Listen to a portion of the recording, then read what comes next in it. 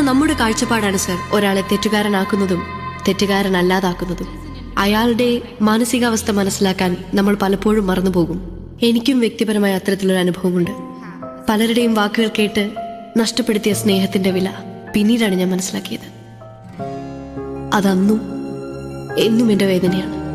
ഒരാളെ കുറ്റപ്പെടുത്തുമ്പോൾ അവനെ തെറ്റുകാരനാക്കിയ സാഹചര്യം അത് നമ്മൾ ഓർക്കാറില്ല.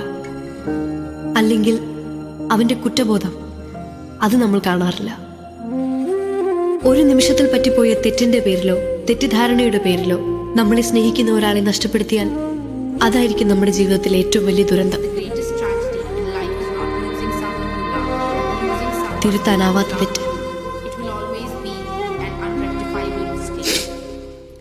തെറ്റുപറ്റുന്നത് മാനുഷികമാണ്, പക്ഷേ ക്ഷമിക്കുന്നതാണ് ദൈവികം.